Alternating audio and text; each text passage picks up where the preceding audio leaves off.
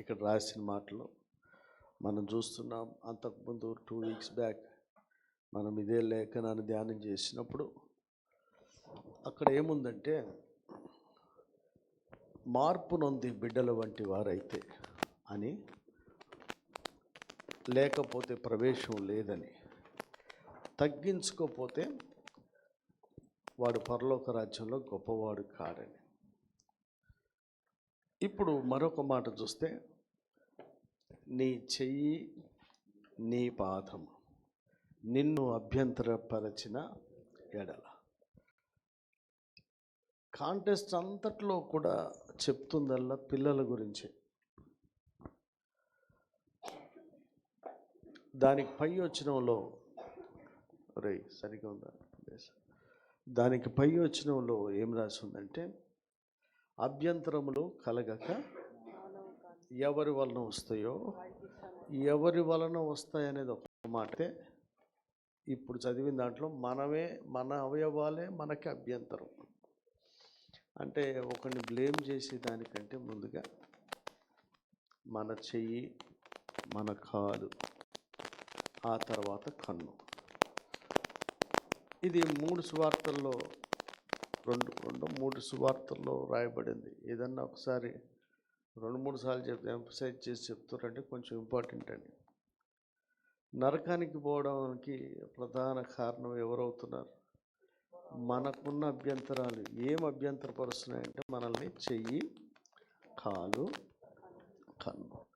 వీటిని తీసివేసుకోమని దేవుడు మరలా చెప్తాను. ఒక ప్రవక్తనో, ఒక దైవజనుడో, ఒక పెద్దనో పంపడు. ఎవరికి వాళ్ళే తీసుకోవాలి. అంటే ఏంటంటే, ఎవరికి ఏది అభ్యంతరమో వాళ్ళు గుర్తుపట్టగలగాలి. తీసుకునేది ఎవరు? మనమే. ఒకవేళ తీసుకోలేని స్థాయి వస్తే నాకు అభ్యంతరం అని ప్రార్థన అవసరాలు కోరడం, మన పాపముల కొరకు ఇతరులు కూడా వారి పాపములు నా పాపములన్నీ నెహెమ్యా ప్రార్థన చేశాడు. అది కొంత మేరకు పనిచేస్తుంది. కానీ అసలు ఒప్పుకోకపోతే నేనేం చేయలేదు అన్నాడు అనుకోండి, ఏమొస్తుంది? ఏమీ రాదు. ఒకరికి అభ్యంతర కారణంగా ఏమన్నా ఉంటే దేవునికి ఇతరులు ప్రార్థన చేస్తే, పైనున్న వాళ్ళు ప్రార్థన చేస్తే, పెద్దలు ప్రార్థన చేస్తే, తల్లిదండ్రులు ప్రార్థన చేస్తే కొంత మేరకు పనిచేస్తుంది. కానీ అసలు ప్రార్థన చేయకుండా ఏమీ జరగదు. అలాగనే అభ్యంతర కారణం ఏమిటి అనేది కొంతమందికి, ఎదిగిన వారికి, ఎవరికంటే తన ప్రవర్తనను బాగుగా కనిపెట్టుకునే వాడికి ఏం అభ్యంతరమో తెలుస్తుంది. కొంతమంది అసలు వాడు ఏం చేస్తుండో వాడికి తెలియలేదు అనుకోండి, వాళ్ళ పైన ఉన్న వాళ్ళు తల్లిదండ్రులు కానీ, దైవజనులు కానీ, నాయకులు కానీ, నీ గురించి నువ్వు పాత నిబంధన గ్రంథంలో ఒక మాట, పత్రిక అంత ఒక చాప్టర్ అంత ప్రవక్త చెప్పాడు, నీ గురించి నువ్వే, మీ గురించి మీరు ఆలోచించండి, మీ ప్రవర్తన గురించి ఆలోచించండి. ఏందంటే అసలు మనకి అభ్యంతరం ఏంటి? దేనికి అభ్యంతరం? ఫైనాన్షియల్ బ్లెస్సింగ్, బ్రేక్ త్రూ కాదు, కృపావరాలు పొందుకోపోవడానికి కాదు, పరలోక రాజ్య ప్రవేశానికి. చాలామంది అంతం వరకు రక్షణ కాపాడుకోమంటే అంతం వరకు తమకున్న ఆస్తిని, సంఘాన్ని, పేరు ప్రఖ్యాతులను, పదవులను కాపాడుకుంటున్నారు. కాపాడుకోవాల్సింది రక్షణ.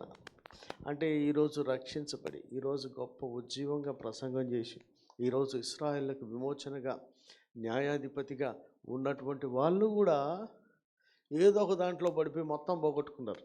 సంసోను మునుపటి వలె విరజిమ్ముదును అనుకునేను. అంటే ఒకప్పుడు చేసిన అలవాటు కదా. అలాగా అంటే ఏదన్నా ఒకటి మన లైఫ్లో అయి ఉండొచ్చు, దేవుడు వాడుకుండా ఉండొచ్చు. కానీ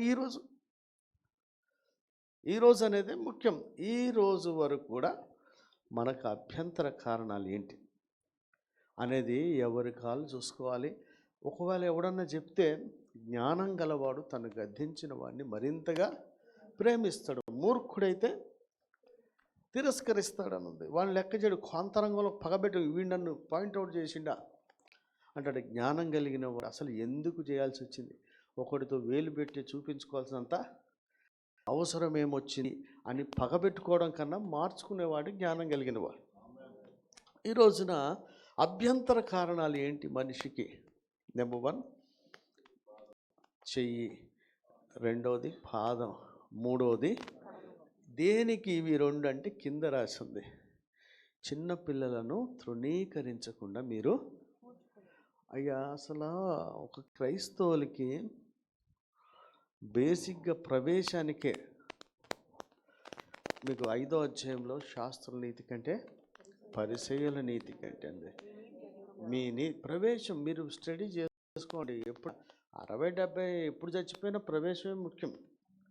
మీకు ఘనతలు, శాసనాలు, పేరు ఇవన్నీ రావడం అనేది ఆధిక్యతలు మంచిదే, వాటి కొరకు కూడా చేయాలి. ఎంట్రీలు నోడికి అవన్నీ ఎందుకు?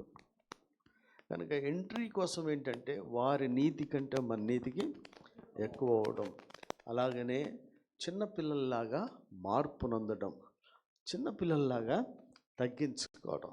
ఇంకొక మాట, అలాంటి పిల్లలని అభ్యంతరపరచకుండా మన చెయ్యి, మన కాలు, మన కన్ను ఉండాలి. అసలు అభ్యంతరాలు పిల్లల విషయమే ఎలా వస్తాయి అంటే, చేర్చుకోమన్నాడు కనుక చేర్చుకునే దానికి కన్ను. వామ్ము ఈయన అంబానీ పిల్లోడో ఏ పిల్లోడో అయితే నేను కూడా చేర్చుకుంటా. వీడి తండలో పుట్టినోడిని, రోడ్డు పక్కన డ్రైనేజీలో పడినోడిని, వాడిని చూడంగానే హక్కున చేర్చుకోవాలని అనిపించదు. అలాంటి వాడి దగ్గర నీది వెళ్ళడానికి పరిగెత్తుకొని వెళ్ళబుద్ధి కాదు. కన్నుకు అభ్యంతరమే, చేతికి అభ్యంతరమే. కొంచెం వెళ్ళడానికి కష్టం, కొంచెం ఇవ్వడానికి కష్టం.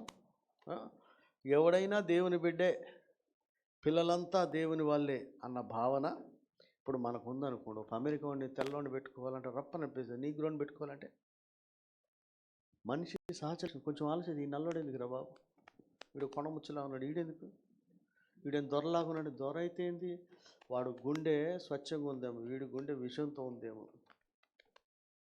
కదా. అలాంటి వారిని సాధారణంగా మనం చేర్చుకోవాలి అనేది ఇప్పుడే కాదు, సహాయం చేయాలనేది ఇప్పుడే కాదు, ఇది ఎత్తిపట్టి ఆదిమ సంఘం వారు చేశారు. గలతీ పత్రికలు రాశారు. విశ్వాస గృహానికి మీకు పదే అక్కడ చూడండి, రోడ్డు మీద కనపడినోడు, ఆని కనపడినోడు అన్నిటికీ చేయటం ముఖ్యమే, కానీ అన్నిటికంటే అక్కడ రాసిన నా యందు విశ్వసించిన ఈ చిన్న పిల్లలు అనే మాట ఉంది అక్కడ. 6వ వచనం చూడు, నా యందు విశ్వసించు ఈ చిన్నవారిలో.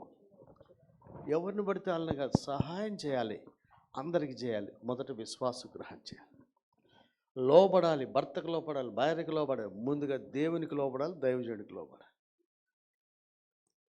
ఈ హైరార్కీ అనేది చాలా చాలా ఇంపార్టెంట్. అనేది చేర్చుకోవడం ముఖ్యమే, కానీ సంఘంలో ఉన్న వాడిని వదిలేసి, సంఘంలో విధవరాలను వదిలేసి, సంఘంలో పేదలను వదిలేసి, సంఘంలో బిడ్డలను వదిలేసి, విశ్వసించిన వారిని వదిలేసి ఎవరిని పడితే చేసుకోవడం కూడా అది మంచిది కాదు. సామెత ఉంది కదా, ఏదో అమ్మకి మట్టి గాజులు పిన్నమ్మకి బంగారు గాజులు ఇది అంటారుగా.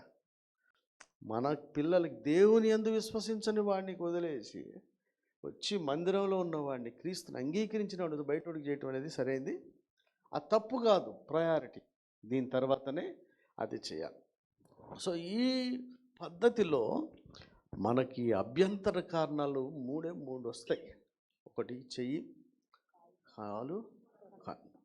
ఇందులో మనల్ని పిల్లల విషయమై అభ్యంతరంగా ఉన్నాడు. పై వచనంలో ఉంది, ఆడి మెడకి తిరగట్రాయి కట్టబడి సముద్రంలో లోతైన, అంటే మళ్ళీ లెగొద్దు, ఆడు సావు అలా ఉండాలని ప్రభువే చెప్తున్నాడు. అంటే పిల్లల్ని అభ్యంతరపరచకూడదు, పిల్లలకి మ్యాక్సిమం చెయ్యాలి. అందుకనే చిన్నపిల్లల పరిచర్యలో చాలామంది వాళ్ళు పిల్లలే అనుకున్న వాళ్ళ కోసం పెద్దల కంటే ఎక్కువ ప్రాముఖ్యత ఇచ్చి వాళ్ళని దేవుని కొరకు నిలబెట్టాలని ఆశ కలిగిన వాళ్ళ కొరకు ఏమైనా చేసినటువంటి వాళ్ళు భవిష్యత్తులో వాళ్ళు గొప్ప దైవజనులు అయితే ఆ రాయల్టీ రివార్డులో వీళ్ళకు కూడా బాగా గ్యారంటీగా వస్తుంది. ఆ పరిచర్యను ఇక్కడ చూస్తే వీళ్ళకి ఎందుకంత ప్రాముఖ్యత ఇచ్చారంటే 10వ వచనం చూసుకోండి, ఈ చిన్నవారిలో ఒకరినైనా తృణీకరించకుండా చూచుకొనుడి. కంటిన్యూషన్, వీరి దూత పిల్లలకి ఎవరున్నారబ్బా? మనకు ఉండడో మన యథా పనులు చేస్తే వదిలేసిపోతారు. వాళ్ళు స్వచ్ఛమైన వాళ్ళు, వాళ్ళకి దూతలు ఉంటారు. అంటే నువ్వు ఎవరిని తృణీకరిస్తున్నావు వాడిని చేర్చుకుంటే దూత ఆటోమేటిక్గా వచ్చేస్తాడబ్బా. వారి దూతలు పరలోకమందున్న తండ్రి ముఖమును ఎల్లప్పుడూ మీతో చెప్పుచున్నాను. అక్కడ ఉన్నారు, ఇక్కడ ఉంటారు. కనుక నేను మరలా చెప్తున్నా, మీకు మీ పిల్లలే అనుకోకుండా ఇంకొకటి ఉంటే చేయరా? అనుకొని చేయటం కాదు, ఖచ్చితంగా చేయండి. అమావాస్య పున్నానికి ఒక జత బట్టలో ఒక పూట అన్నం పెట్టడం కాదు, ఒకరిని చేర్చుకోండి. చేర్చుకోవడం ఇంట్లో కారణంగా ఉంటే ఒకటి రెస్పాన్సిబిలిటీ అన్న లైఫ్లో తీసుకోవాలి. ఇది బైబిల్ పద్ధతి. ఇది బైబిల్ మిషనరీలు ఉట్టిగా చేయలే. ఒకరిని జీవితకాలం స్పాన్సర్ చేసి చదివించేవాడు. ఎందుకంటే వాడు ఆ దేశంలో ఉంటాడు, వీడి ఈ దేశంలో ఉంటాడు. మనకు అవకాశం ఉంటే మన ఇంట్లో చేర్చుకోవాలి. ఇంట్లో చేర్చుకోకపోతే కనీసం ఒకరినైనా చేపించాలా? చేపించలేకపోతున్నామంటే ఏంది కారణం? మనకు అభ్యంతరం చెయ్యి కానీ,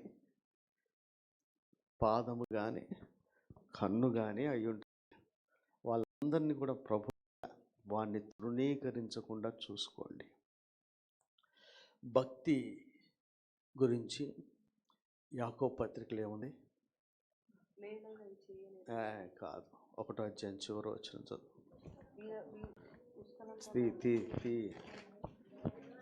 భక్తి ఏదనగా తండ్రి అయిన దేవుని ఎదుట చదువుమా. తండ్రి అయిన దేవుని ఎదుట పవిత్రమును నిష్కలంకమునైన భక్తి ఏదనగా దిక్కులేని పిల్లలను విధవరాండ్రను వారి ఇబ్బందిలో పరామర్శించుటయు ఇహలోక మాలిన్యము తన కంటకుండా తన్ను తాను కాపాడుకుంటయునే. ఇబ్బందుల్లో పరామర్శించటం భక్తిలో ఒకటి. పిల్లలను పరామర్శించటం అనేది వాళ్ళ ఇబ్బంది. పరామర్శ మీకు బైబిల్ పరామర్శ గుర్తు రావాలి. మంచి సమరయుడు. బాగున్నారా? కాఫీలు తాగారా? టిఫిన్లు చేశారా?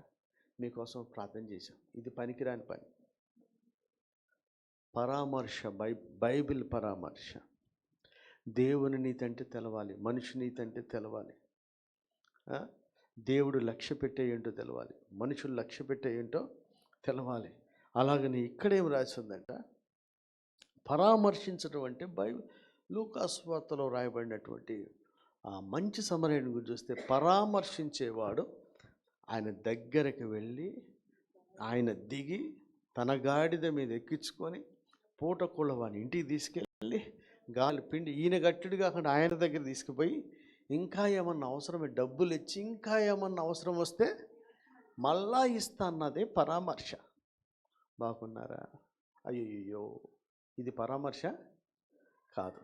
ఇలాగన పరామర్శించాల్సింది, చేర్చుకోవాల్సింది ఎవరినంటే పిల్లలను.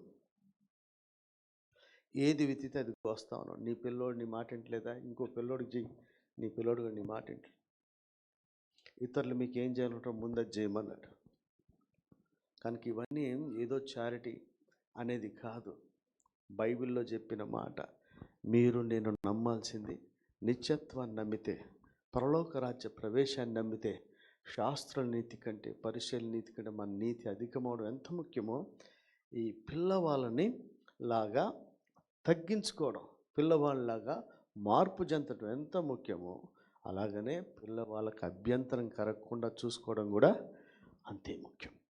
ఎందుకని వారికి ఎంత రాసిన చక్క ఆ మాట నాకు ఎంత నచ్చిందో. 10వ వచనంలో, వీరి దూతలు పరలోకమందున్న నా తండ్రి ముఖమును ఎల్లప్పుడూ పరలోకమందు చూచుందరని మీతో.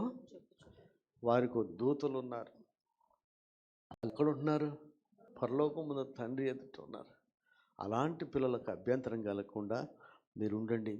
ఆనాడు మిషనరీస్ లేకపోతే మన దేశంలో ఇంతమంది చదువుకునే వాళ్ళు కాదు, ఇంతమందికి ఇన్ని వైద్య సౌకర్యాలు వచ్చాయి కాదు. వాళ్ళు ఎందుకు చేశారు? ఒక మంచి సమరయులా పరామర్శించారంటే, వాళ్ళు పరామర్శ కాకుండా వాళ్ళ లైఫ్ని సాక్రిఫైస్ చేసి దిగి వచ్చి ఖర్చు పెట్టి తను తాను తగ్గించుకొని చేసినవి అమ్మాయి.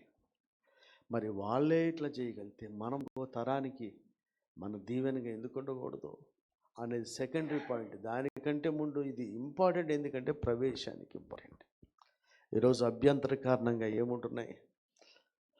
మన చెయ్యి, మన పాదము, మన కన్ను అభ్యంతరం కలగకుండా చూసుకొని, వారికి దూతలు ఉన్నారని, వాళ్ళు ఎప్పుడు పరలోకమందు తండ్రి సముఖం ఉన్నారని, వాళ్ళని చేర్చుకుంటే ఆయన్ని చేర్చుకున్నట్టే అని నమ్మి వారిని చేర్చుకోండి. చేర్చుకోలేకపోతే అట్లీస్ట్ ఒకడికి, నేను చెప్తున్నా, మీ ఇంట్లో ఇంట్లో పుడితే ఏం చేస్తారు? చాలామంది ఫ్యామిలీ ప్లానింగ్ చేసుకున్న పుట్టినోడిని అవతల పడేసిన వాళ్ళు బోల్డంత మంది ఉన్నారు. మీకు తెలుసా? మీకు తెలుసా? ఎవ్వడు లేడు, వాడు కూడా మనోడే అని పెట్టున్నారు. మరి మన ఇంట్లో ఇంకోటి ఉంటే చూసుకోమా, ఇంట్లో చేర్చుకోండి. మన ప్రార్థన, మన పాటలు ఇవన్నీ కూడా క్రియలు లేనిదైతే మృతం.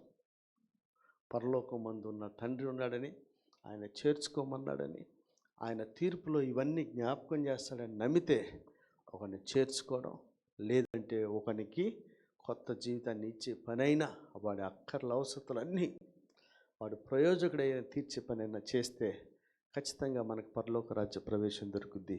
దేవుడి మాటలు దీవించుగాక. ఆమేన్.